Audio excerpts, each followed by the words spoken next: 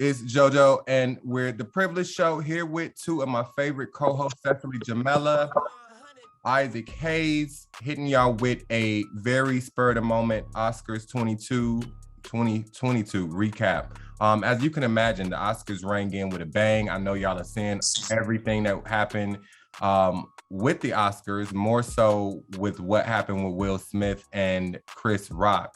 Oscars 22, I get that always mixed up, y'all. 22 rang in with a bang or a slap. I reviewed it after watching it. I really don't know what to call it. It was almost a weird type of movie stunt punch mixed with a hint of like the Ali movie training. I don't know. Either way, it went down. And if you haven't heard by now, obviously I'm talking about, and we're going to be talking about the 2022 Oscars that took place in Los Angeles. It was Los Angeles, right?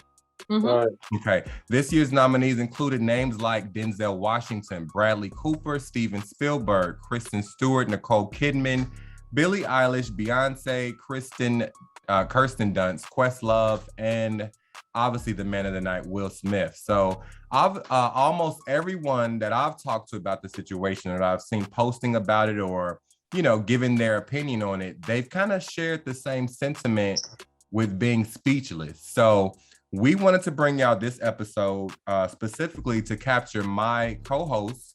I want to know what y'all feel about this whole thing. Cecily is very outspoken. Isaac is very comically outspoken. So I feel like this would be a good mix with Isaac, you being a comedian, and being able to come from that perspective. And then Cecily, you just keeping it just straight 100. So I'm gonna start with you, Cess. Good to see you, first of all, both of you guys. What are your thoughts on this Oscars, Will Smith? Are you in support? Are you more like honorary moment? Yeah. I loved it. I'm here for it. I am on Will's side. I think that he did what he had to do. And I think that their love is, and their dedication to each other is beyond Hollywood, it's beyond the money and everything. I think they really are soulmates. And regardless of what it is they do in their relationship, they have each other's back more than anyone I've ever seen in my whole life. I mean, he slapped that man in front of everybody, the whole world. Speechless. The middle of a production, you know what I mean? Just, that's love. I'm still taking it in. Thank you for sharing that, Cecily. I figured that you would be in support. And not a good thing or a bad thing. I just felt like, you would be in support of, we all love Will Smith. But you see her face, like when he said that to her, when Chris said that to her, like you just saw her face just drop and her eyes kind of went, she kind of rolled her eyes and she looked so disappointed, and you can hear people laughing in the background. Like, I know how that feels. It doesn't feel good. It doesn't feel good. And before I rant and vent, Isaac, Uriel Isaac on Instagram got jokes. What do you feel about the whole situation? Let me say this really quick. I did see people saying that comedians can talk shit about people all day and make jokes, right? But then when I guess someone takes it seriously, and I'll try to pull up the comment shortly, but when someone takes it seriously and they don't think it's funny and they show their ass like Will Smith did, then it's not equal. I don't know how I'm trying to say it, but I'll find the comment. But what's your thoughts on it being a comedian, and what's that fine line? Because I didn't know about the alopecia, but we're gonna talk about that. Right, I didn't either. I think it probably stems from a lot going on with Will. I don't think it's just the Chris Rock situation and not just that particular moment. I know a few years ago he had said something about her on the Oscars, about her not being important enough to be there, basically. Right, so when she boycotted or something. Is this on a TV show? Jada boycotting the Oscars is like me boycotting Rihanna's panties. I wasn't invited. Jada's mad her man, Will, was not nominated for concussion. I get it. Tell the truth, I get it. You get mad? She said it's not fair that Will was this good and didn't get nominated. Yeah, you're right. It's also not fair that Will was paid $20 million for Wild Wild West, okay? It's not about boycotting anything. It's just we want opportunity. We want the black actors to get the same opportunities as white actors. That's it. Right, like I'm sure that coupled with all the things he's been going through, how he's been looking on the internet, you know what I mean, due partially because of what Jada has been saying about him, you know what I mean, or putting out there about their relationship or what happened with the entanglement. I'm sure it all just added up, you know what I mean, in defense of Will on that note. But personally, I think he could have handled it better. You know what I mean? As a grown man, 50-some years old in Hollywood, black people, you know, I felt like it made us look once again like niggas is clowns. You know what I mean? There was easily a moment he could have walked on stage at that moment, okay, at the same time, and told Chris about himself. You know what I mean? I felt like the physical it's what is taking a little too far. You know what I mean? And I just felt like he could have handled it better, man. You know what I mean? It's two black icons. Chris, I felt was a little out of line. You know, I know he's a comedian. I'm assuming he didn't know about Jada's condition because I didn't know. You know, I called her a Ninja Turtle today because I thought it was funny. You know what I mean? Because I thought she was a bald head in a green outfit. But I didn't know that she was actually, you know, sick. So that kind of changes everything. So I can see why Will might have reacted the way he did. But well, let's clear it up. I don't know if she's sick. Is alopecia considered a condition? Okay. Right? Okay. So I mean, obviously it's not dire, but if she can't grow her hair, is that what alopecia is? Right? She can't grow her hair. You lose your hair. You lose it all over your body sometimes. I don't know where her issues are. Right. So go ahead. I just feel like, you know, as far as Will, he could have handled a little better, but what's done is done. You know what I mean? He lived his truth. You know what I mean? It's a moment that will forever be remembered.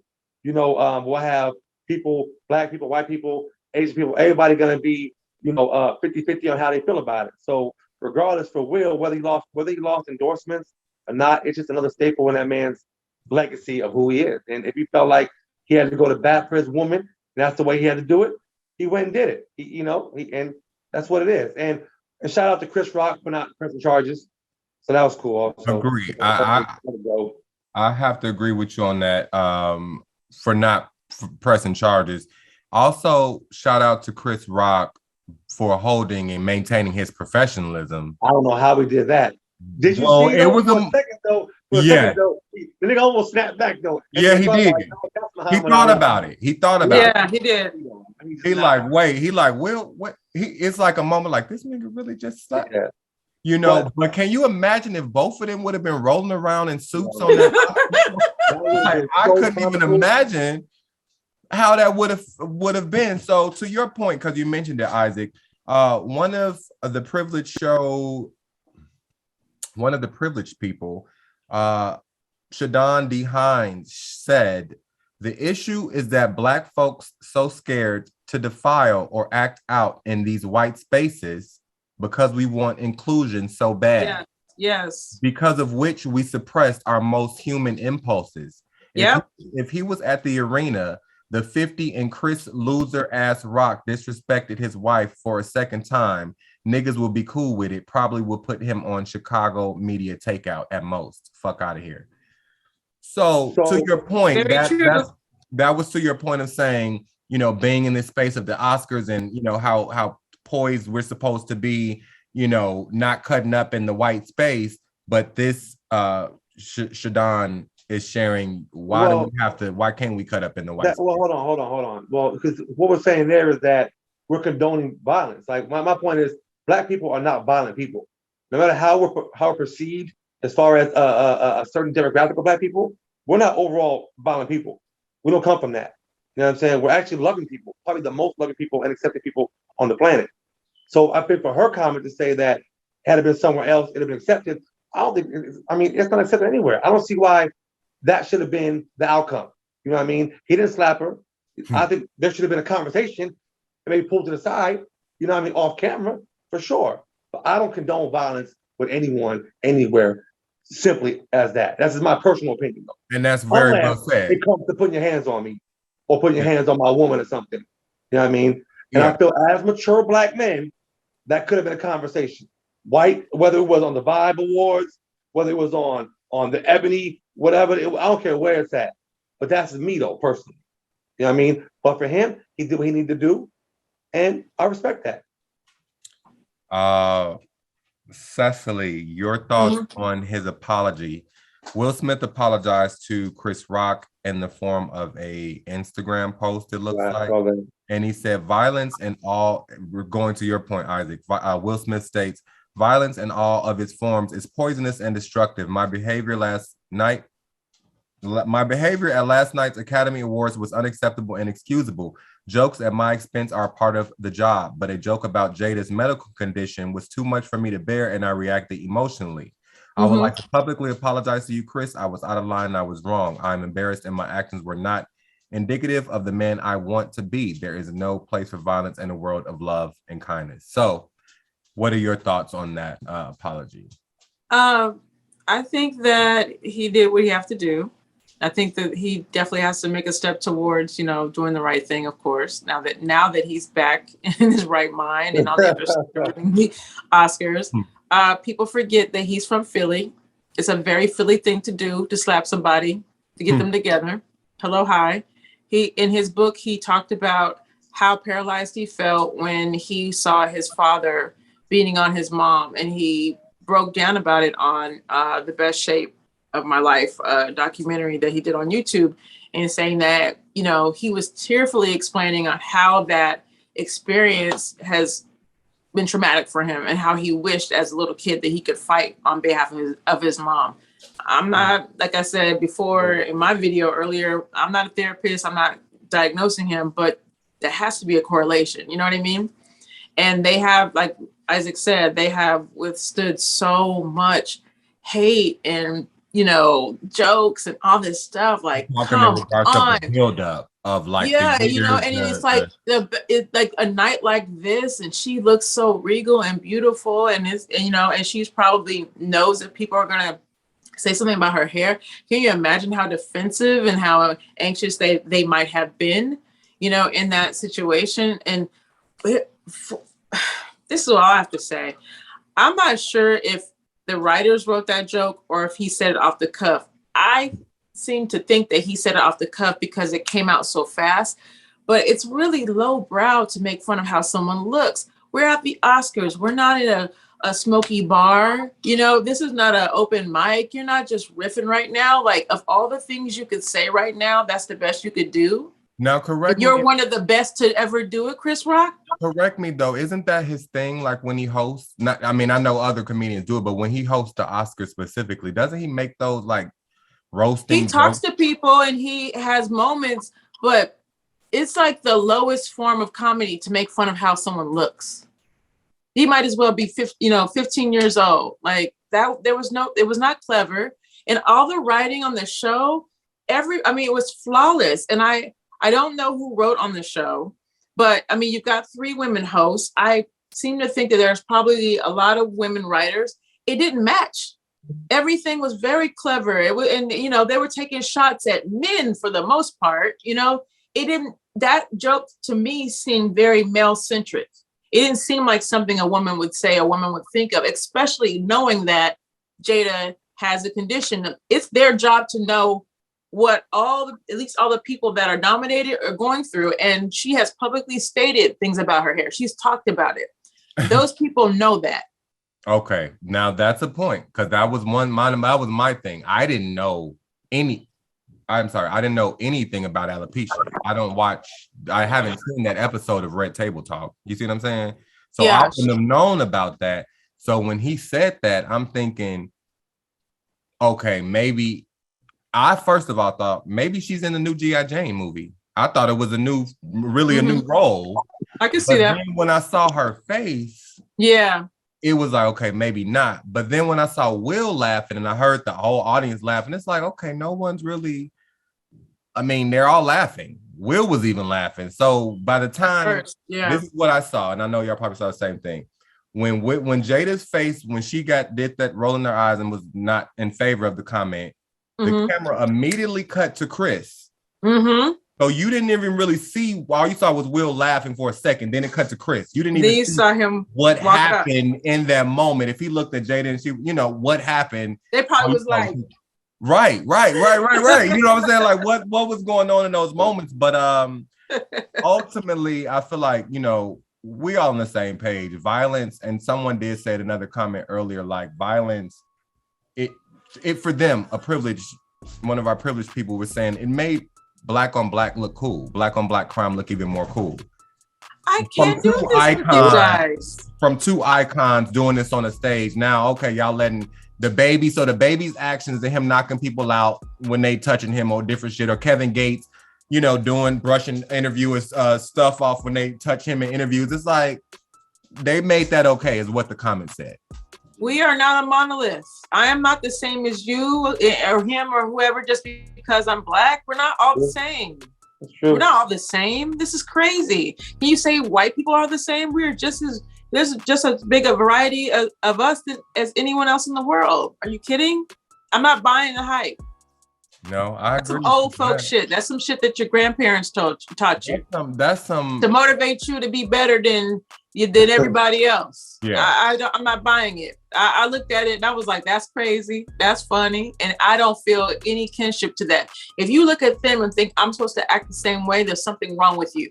Yeah, I'm a completely different individual. I agree, and those people who are influenced by that's just another excuse. You know what I'm saying? That's some. She wants to say hi. That's some shit that I feel like Boosie would condone proudly. You know what I'm saying? Just like proudly. And I don't know if there's a video out or if there's one, but I know it may be on its way. But it's some shit he would condone.